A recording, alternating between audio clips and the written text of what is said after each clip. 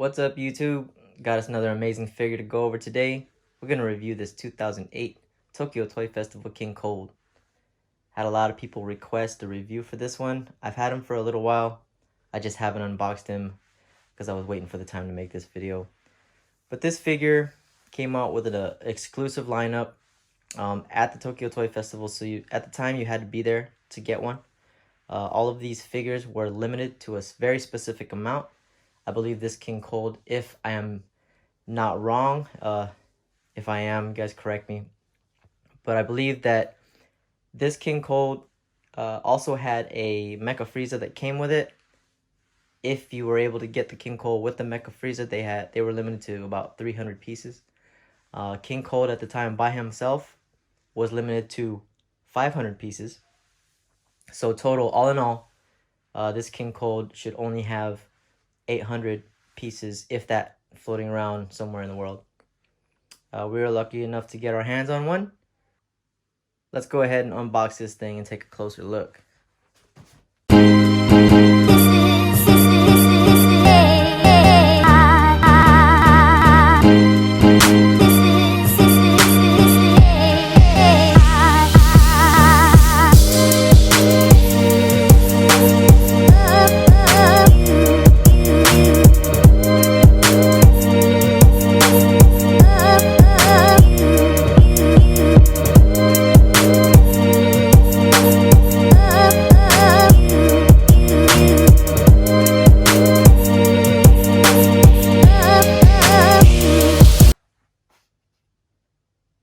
Alright, let's go ahead and spin him around.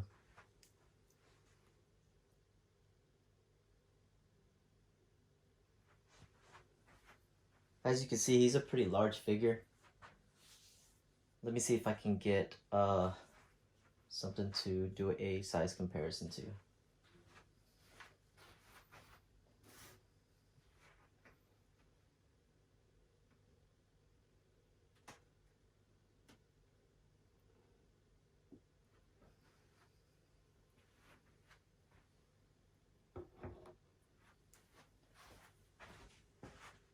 Alright, so this is the Grandista Nero SS3. Oh, take a look at the size. Well, so he's up on the display table a little bit higher, but you can still see how much of a difference, or I guess you would say the similarity in height. And additionally, King Cold's sitting down.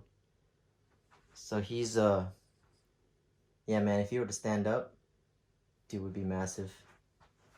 But we'll take him off here just for size comparison's sake. There we go. And take a look at that.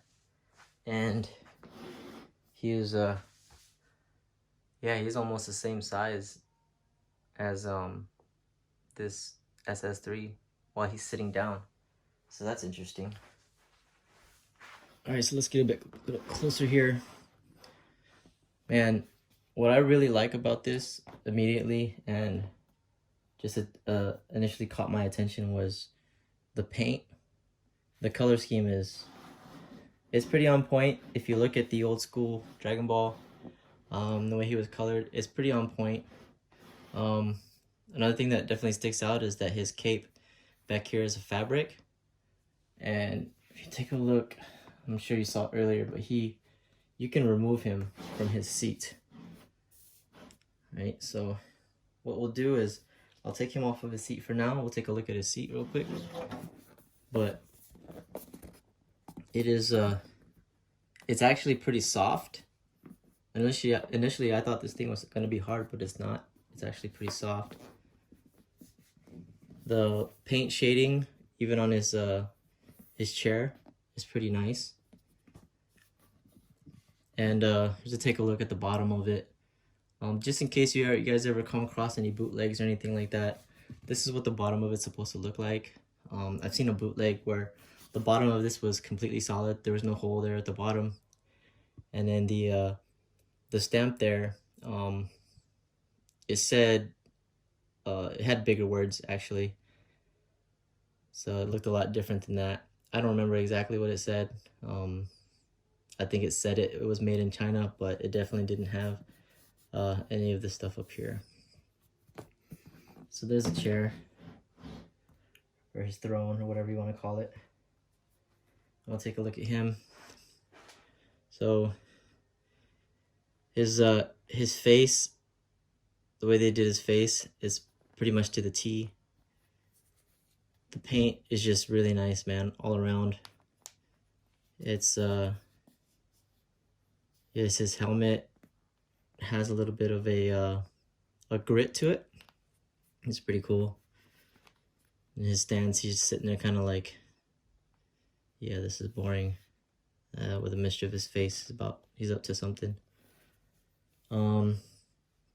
His armor has some really good paint shading as well. You can see that. And on the other side, it's cool. You can pull this stuff aside. His body actually, his arms adjust a bit. So he's not absolutely stationary. And the bottom of his feet and stuff. Really, really nice figure, man. It's just, this thing is just so well done. But yeah, that's I mean, that's pretty much it. His tail also moves a little bit, goes all the way up over his shoulder. Really awesome, man. Let's see.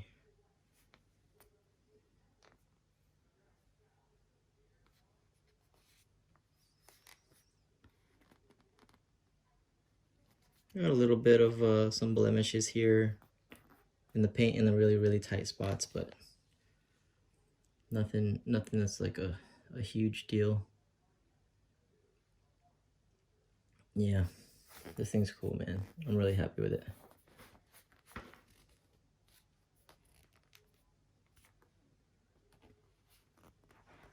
Okay, so let's put him back in his throne here.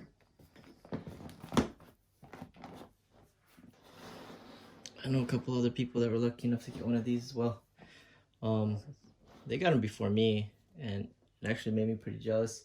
I just never imagined that I would be walking in the store and just come across this thing. Had a couple other people kind of eyeballing it, and I was like, man, I gotta snag that thing up before they do. So there you go, man. The 2008 King Cold. Ladies and gentlemen, Tokyo Toy Festival.